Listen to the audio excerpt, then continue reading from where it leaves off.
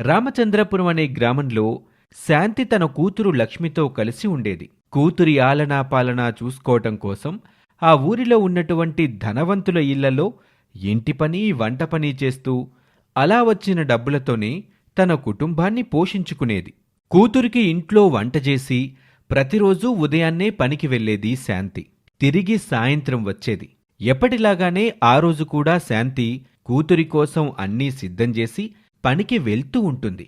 ఇంటి బయట దిగులుగా ఉన్నటువంటి లక్ష్మిని చూసి తన దగ్గరికి వెళ్లి ఇలా అంటుంది.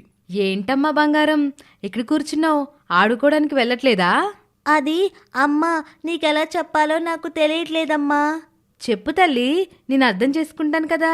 నేను ఆడుకోవడానికి రాధ వాళ్ళ ఇంటికి వెళ్ళాను కదా, అక్కడ రాధ వాళ్ళమ్మ రాధని పిలిచి నాకు వినపడేలాగా, ఎందుకు ఆ దరిద్ర ముండతో కలిసి తిరుగుతావు, దాంతో ఆడుకోవద్దు అని ఎన్నిసార్లు చెప్పాను నీకు, పుట్టగానే తండ్రిని పొట్టని పెట్టుకుంది అని అంటుందమ్మా. నిజంగా నాన్న నా వల్లే చనిపోయాడా? లే తల్లి, దానికి కారణం నువ్వు కాదు, అది నా దురదృష్టం తల్లి. సరే, ఈ రోజు నుంచి నువ్వు కూడా నాతో పాటే నేను చేసే పని దగ్గరికి రా, అక్కడుండి ఆడుకుందు గాని.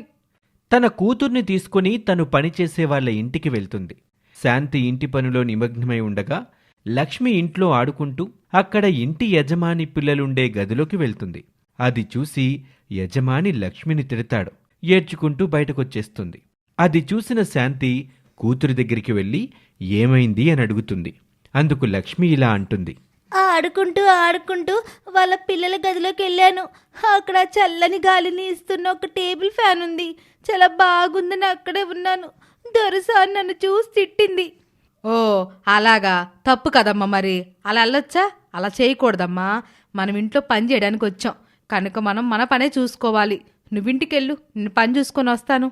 ఇక తన తల్లి చెప్పినట్టుగానే లక్ష్మి అక్కడి నుంచి ఏడుస్తూ ఇంటికి నడుచుకుంటూ వెళ్తూ ఉంటుంది. తనకి ఒక సాధువు కనిపిస్తాడు. లక్ష్మిని దగ్గరకు పిలిచి ఆ సాధువు ఇలా అంటాడు. ఏమైంది తల్లి, ఎందుకేడుస్తున్నావు? సాధువు అలా అడిగేసరికి లక్ష్మి జరిగింది మొత్తం చెప్తుంది. హో అలాగా, నువ్వు బాధపడకు, పద నేను మీ ఇంటికొస్తాను అని సాధువు లక్ష్మి వెంట తన ఇంటికి వెళ్తాడు.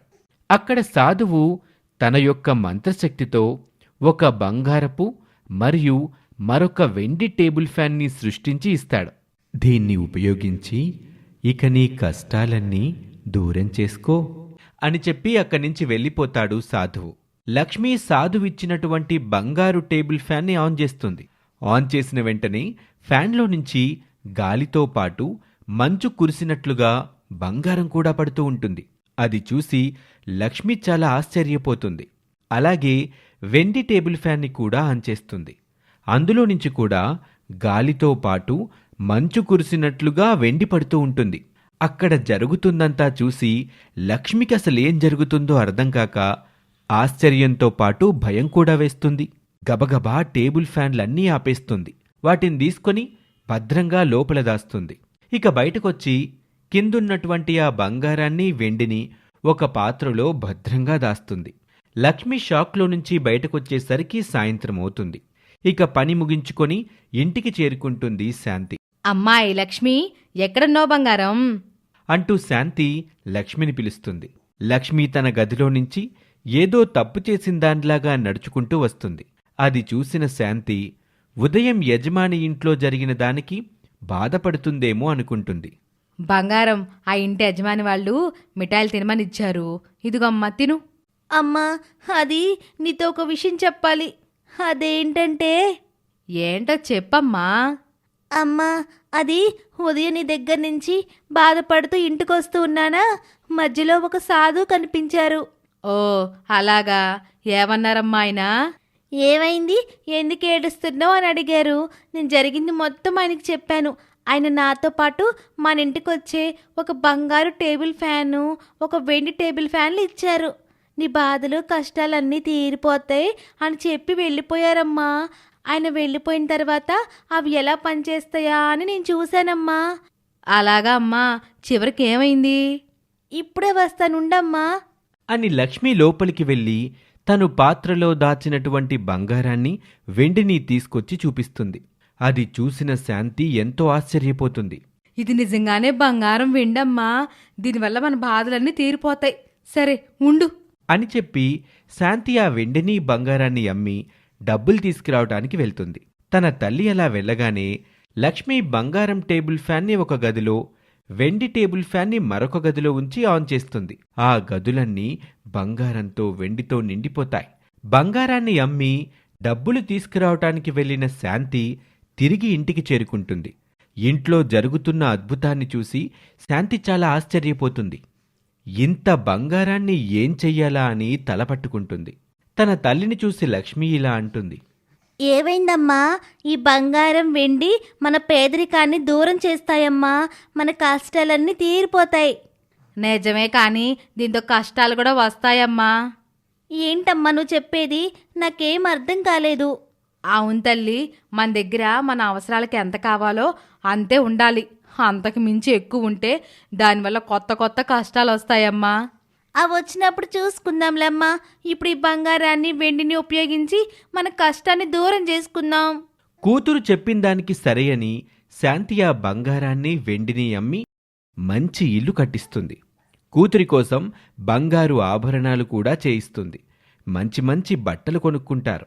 ఇంట్లో అన్ని పాత్రలు బంగారంతోనే తయారు చేయించుకుంటారు. బయట తిరగడం కోసం పెద్ద పెద్ద కార్లని కూడా కొనుక్కుంటారు. అందరూ లక్ష్మిని శాంతిని చూసి ఆశ్చర్యపోతారు. అవసరం ఉన్నా లేకపోయినా శాంతి ఇంటికొచ్చి ప్రేమను చూపించి తమ యొక్క కష్టాలు చెప్పి అవసరానికి డబ్బులు తీసుకుని వెళ్తూ ఉంటారు. ఏంటమ్మా, మనకింతమంది బంధువులున్నారా? నాకు అసలు తెలీదమ్మా. ఇన్ని రోజులు ఎక్కడికి పోయారు వీళ్ళంతా? నీకు ఆ రోజు నేను చెప్పాను కదా తల్లి, ఎంత ఐశ్వర్యవంతులమైతే బాధలో కష్టాలు వస్తాయని. ఇదిగో ఇలా బంధువులని చెప్పి వాళ్ళ అవసరాల కోసం మన దగ్గరికి వస్తూ ఉంటారు. మన దగ్గరకు వచ్చే ముందు కొంచెం కూడా వాళ్ళకి మనస్సాక్షి ఉండదా అమ్మా? ఒకప్పుడు మనం పేదరికంలో ఉన్నప్పుడు మన అవసరాలకు వెళితే మనం వాళ్ళకి ఎవరో తెలియనట్లే ప్రవర్తించారు కదమ్మా. మరి ఇప్పుడు ఏ మొహం పెట్టుకుని మన ఇంటికి వస్తున్నారు వాళ్ళంతా? అదేనమ్మా డబ్బు మాయ. మనిషి తను చేసింది గుర్తుంచుకుంటారు, తన పొందిన సహాయం మాత్రం మర్చిపోతాడు. అందుకే నేను నీకు ఆ రోజే చెప్పాను, దీనివల్ల మనకు కష్టాలు తప్ప సంతోషం ఏముండదు అని. అవునమ్మా, నువ్వు చెప్పింది నిజమే. అందుకే నేను ఒక పని చేయాలనుకుంటున్నానమ్మా. అదేంటో చెప్పు లక్ష్మి. ఇలాగే డబ్బు వీళ్ళకిచ్చి పాడు చేసే కంటే అన్నం లేక బాధపడుతున్న వాళ్ళకి, పేదరికంలో ఉన్న వాళ్ళకి సహాయం చేద్దాం అనుకుంటున్నానమ్మా. ఆ సాధువిచ్చిన ఈ అవకాశాన్ని పేద ప్రజల కోసం ఉపయోగిస్తానమ్మా. సరే తల్లి, నీ ఇష్టం. తన తల్లి ఒప్పుకోవడంతో లక్ష్మి తన దగ్గరున్నటువంటి బంగారం, వెండి టేబుల్ ఫ్యాన్లను ఉపయోగించి దానివల్ల వచ్చే బంగారాన్ని వెండిని అమ్మి అలా వచ్చిన డబ్బుతో పేద ప్రజలకి అన్నదానాలు చేయటం, అలాగే పసిపిల్లలకు, చిన్నపిల్లలకి, వృద్ధులకి బట్టలివ్వటం, తినటానికి తిండి లేని వారికి, పేదరికంలో ఉండి కష్టపడుతున్న వారికి చదువులు చెప్పించటం వంటి మంచి పనులు చేస్తూ ఉంటుంది. ఈ స్టోరీ మీకు నచ్చితే లైక్ చేయండి, కమెంట్ చేయండి. ఇలాంటి ఇంట్రెస్టింగ్ స్టోరీస్ మరిన్ని వినటం కోసం మా ఛానల్ని వెంటనే సబ్స్క్రైబ్ చేసుకోండి. Thank you for watching.